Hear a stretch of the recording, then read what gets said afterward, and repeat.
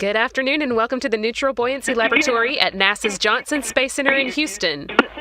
Astronauts Drew Feustel and Don Pettit are joining us today from the bottom of that 6.2 million gallon swimming pool, where they've been testing some tools and ideas for ways that we can eventually train astronauts for moonwalks. They're taking a short break to answer some questions for us, which we've already gathered from social media, but you can still get yours in now using the hashtag AskNASA. We'll try and take a few before we wrap up. And for now, we'll dive right in. Drew, perhaps you could start us off by giving us a quick explanation of what you and Don are doing today. Well, thanks for the great introduction. As you said, we're at the bottom of the Neutral Buoyancy Lab working on development of the Artemis program, and we're all working hard here at the Johnson Space Center in preparation for eventual landing on the moon target for 2024. One of the key challenges for us is developing our new spacesuits, and I'm wearing that new spacesuit now. Don is wearing a suit that is meant to complement this and the work that we're doing in the Neutral Buoyancy Lab, but you can see as you look around us, we've got some mock-ups and simulations for the lunar surface, and we're just practicing the basic tools, development, and techniques that are going to be required for us to explore the surface of the moon in the near future. Well, it looks very cool from here, so we're going to start right away with the social media questions. The first one is, how much is being underwater like being on the moon?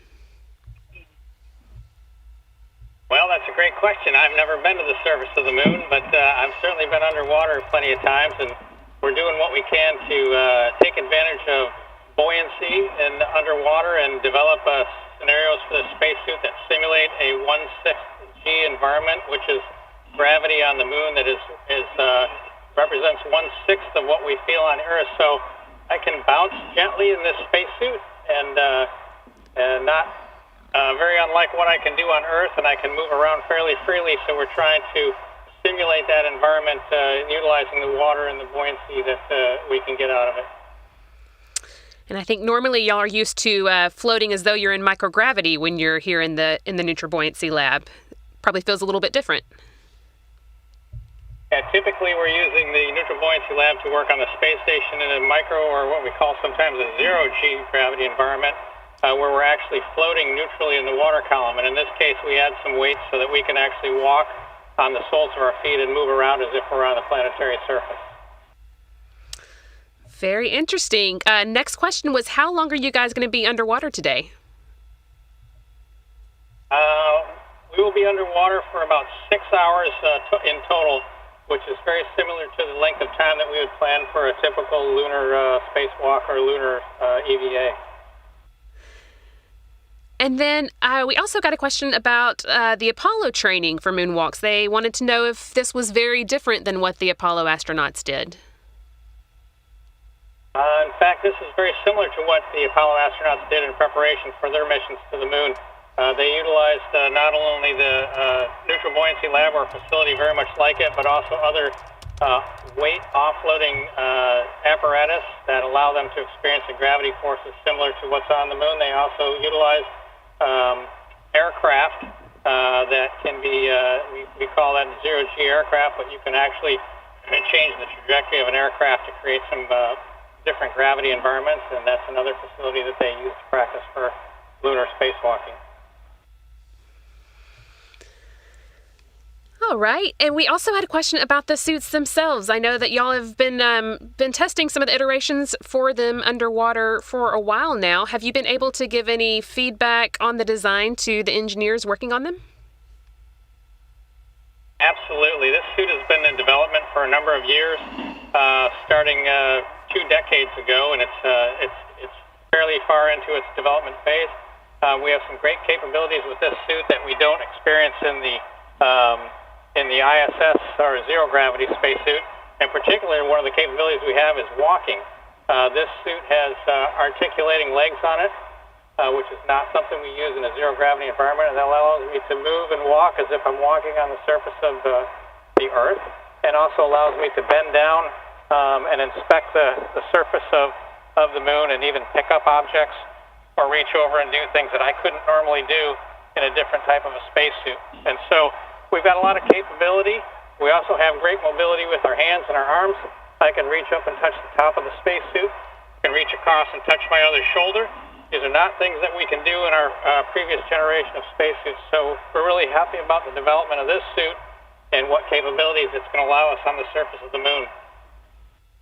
Visibility is also outstanding in that suit. Yeah, that was pretty impressive, the kneeling down and picking up. And I think that's kind of some of the activities you've been working on today, right? Gathering samples and testing out some of the tools? Got some tools in development. Our early generation tools, simplified tools, similar to the types of tools that geoscientists use on the surface of Earth to understand better the environment that we're in, understand what the makeup and the composition is of the lunar surface. And so as we test the suit, we also test these tools and perform various actions that are similar to the way a geoscientist would study the Earth. And Don, maybe you could tell us a little bit about what you're wearing underwater today. Oh, this is a KM97 hard hat, and we're using this for development of the lunar surface runs. There's a lot less overhead in doing a hard hat dive compared to a pressure suit dive like in the XEMU prototype suit that we're working on. And so the hard hat diving allows us to work on runs in between the times when we can get the pressure suit. That does sound easier. We have another question from social media asking what would be the biggest difference between the suit that you're wearing underwater versus the one that would go into space? Actually, we don't perceive that there will be considerable differences. The idea is that this suit has progressed far enough in development. We understand what our needs are on the surface of a planetary body as we explore it. That's based largely on our experiences during Apollo and building on that from the work that we've done, all the 2 decades of work that we've done on ISS and doing spacewalks. So I think we have a good understanding of what our needs are. And so this suit is fairly well developed, and we don't think there are going to be considerable differences between what we're testing in now and what you'll see on the surface of the moon eventually in the very near future. That's very exciting. Don, it looks like you've got a flag there in your hand. Can you tell us a little bit about what you're doing with that? We have the American flag, and we are actually going to do a flag ceremony here underwater as if we were on the moon. And Drew is pounding in the lower part of the flag pole, and then we will affix the upper part of the flag pole to the lower part, and we will unfurl the colors of America. How does it feel to be practicing for this? I think this is amazing that we're even being able to do this right now.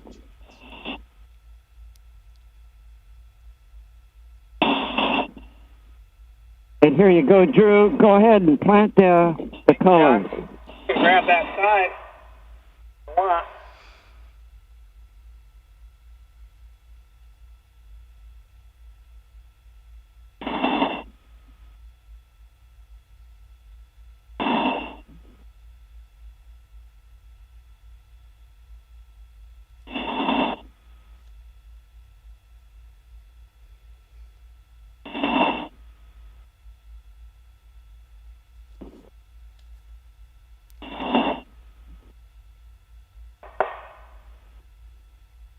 Good. That looks amazing, guys. Thanks so much for taking time to talk with us today. I think we've got one more question before we wrap up. I wanted to know, since you haven't been on the moon, it might be a little bit hard to judge how well the simulation is. Have you talked with any of the Apollo astronauts about their experiences and what to expect? In fact, we have. We, on a regular basis, as best we can, we try to get feedback from those that are willing to share that information with us. And we're fortunate to have many of the astronauts still living that were on the surface of the moon. And we learn from them, and really all of our achievements are based on the successes they had, and we really rely on them to help us understand how to do the job they did, and try to do more things and more science than what they achieved back in the early 70s. So it's really an advantage, a great advantage for us to have that asset available, and we thank them all for their services and their sacrifices and their willingness to help us go back. And even more so than the moonwalking astronauts, we've been talking to the Apollo-era flight directors and the Apollo-era engineers that helped design the spacecraft and the Apollo-era mission control people, just to pick up pearls of wisdom that these guys learned the hard way some time ago, a generation ago, and we're learning what they can tell us so that we can apply it to the Artemis missions. Thank you so much. I think that's a great sentiment to wrap up on. So we're going to head out for the day. But if for those who are watching at home, you can keep up with all of our Artemis developments at nasa.gov. And hopefully we'll be seeing a scene very similar to this on the surface of the moon in just a short time. Thanks so much, Drew and Don, for talking with us.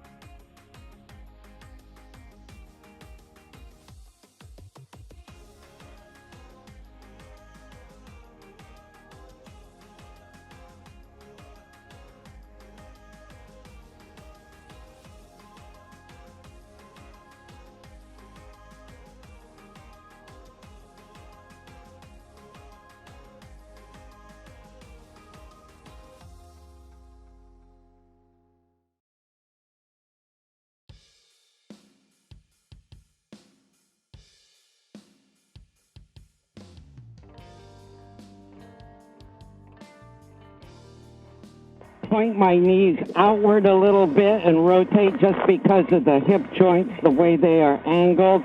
I think it's easier to lead with your knee pointing outward on each step. I found that made it easier to walk. I feel like internally I'm walking pretty normally. I don't have to point my knee or anything, but also the water drag is really significant. Yeah, well, I find that if I moved slow, the water drag wasn't any more noticeable than if you were doing a EMU microgravity run. Right, but I mean, it's still like you got to lean forward and push pretty hard to get through the water. Yeah, you see, I would walk at a rate where I didn't feel like I had to lean forward. If you're leaning forward, then you're walking too fast. But I don't think I can move without kind of fighting the water drag.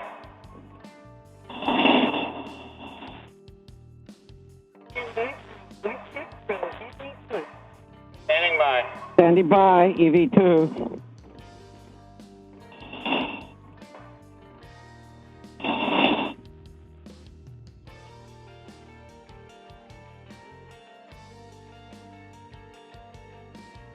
This is EV2. I had trouble hearing that.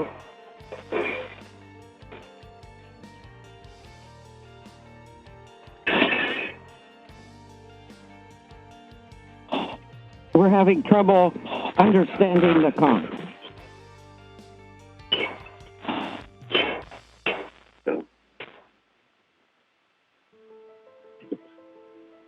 The EV1 is hearing comm, but it's garbled.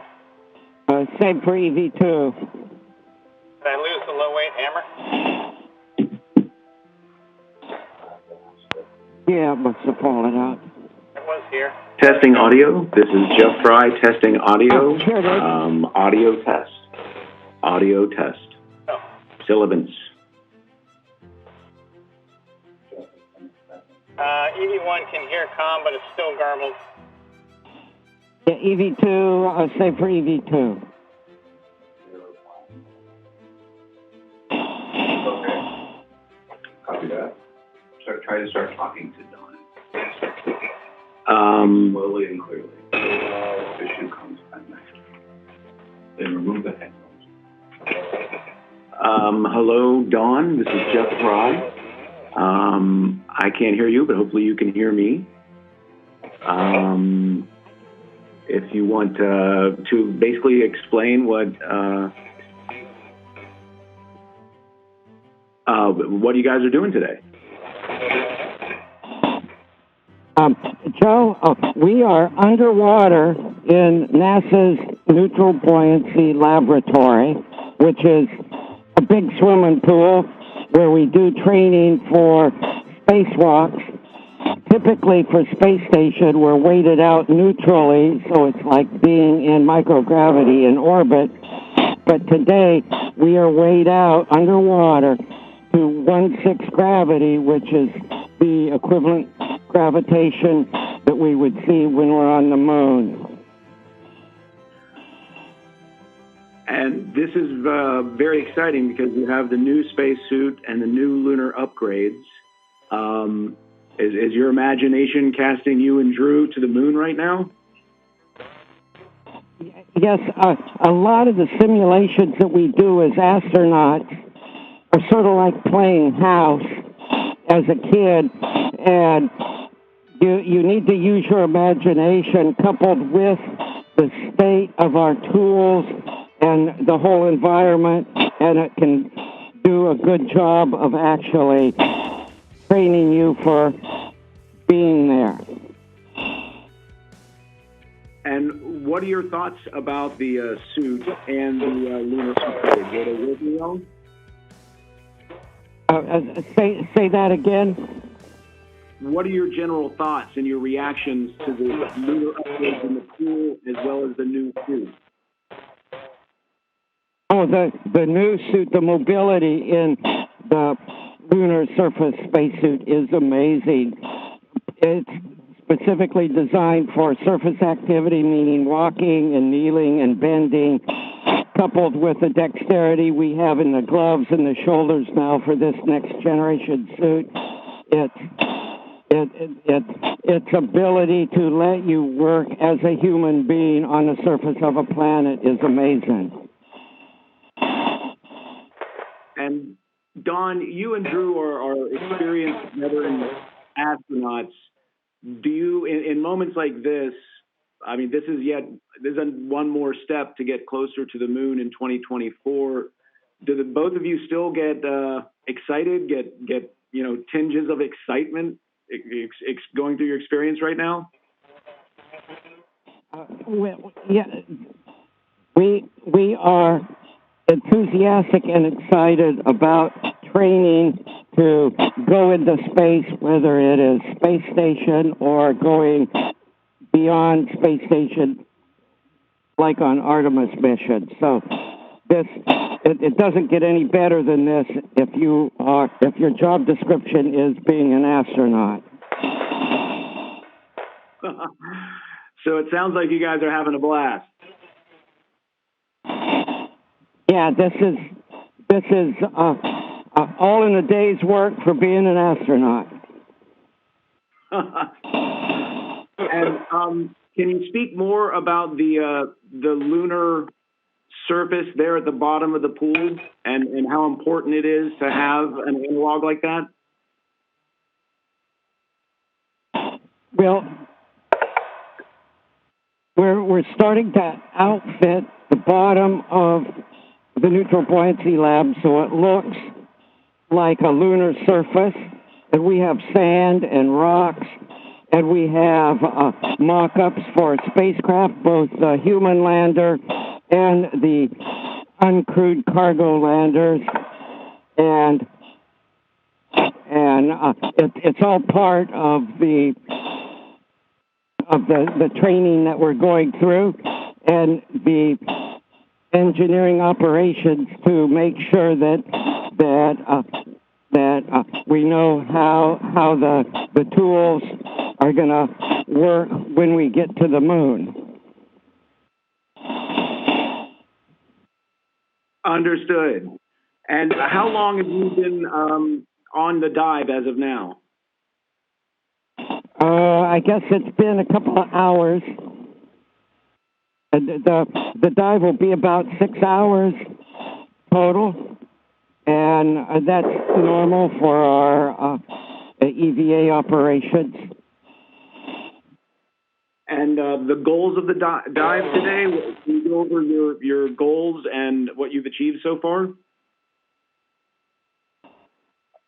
Yeah, we have a test plan that we've been following. We've got a checklist that we go through, and right now we are actually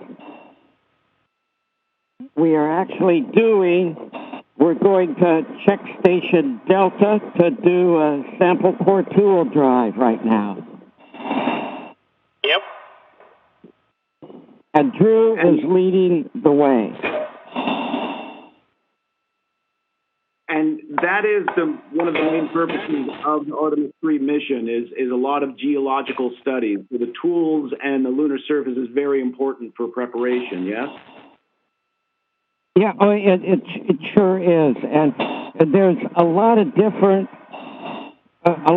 reasons for going to the moon. One is to do to learn lunar geology, and take to do the lunar geology. The other is just to learn to work on another planetary surface, so you can use that knowledge to go further into our solar system. Very exciting. And I guess the question I have is that most spacewalks in recent history have been on the ISS where there's no actual walking involved. And now preparing for the moon surface, the legs, the footing, that's very important. Can you explain the difference of this particular NBL and you're actually walking? Yes, with Don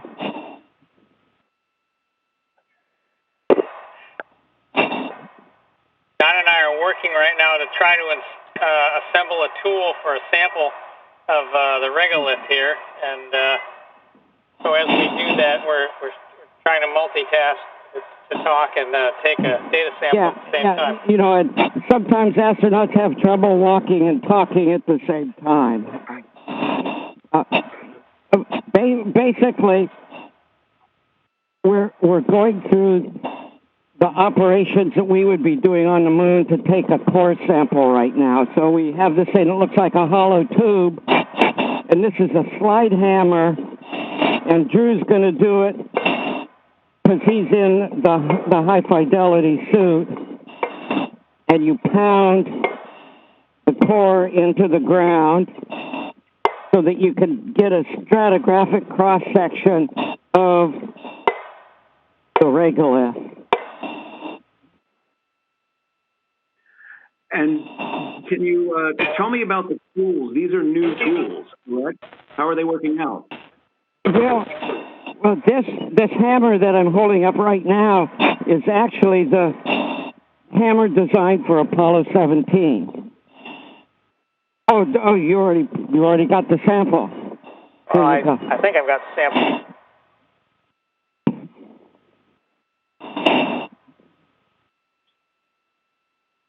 Well, thank you both very much. And yeah, it looks like you guys are having a blast. So take care and enjoy. Thank you. Yeah, and thank you for taking the time to talk to us while we're down here working underwater, pretending we're on the moon. Yeah, thanks for stopping in, guys. We really appreciate the opportunity to talk to you and share with you the work that we're doing here at NASA. And we're all working hard. Everybody's working extremely hard to get to the moon by 2024, and we've got a lot of challenges ahead of us. But I think there's a lot of optimism and desire to get there and see humans return to the moon and stay this time as we work our way onto Mars. So thanks for doing what you can to share the story and allow us to show you what it's all about. And we hope that we continue with the support that we've had so far to date and see this to fruition.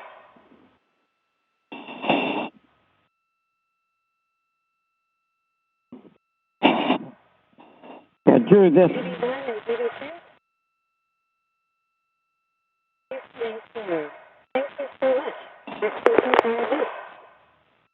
That pip in was kind of tough to do. Oh, we didn't get the plunger, did we, Drew?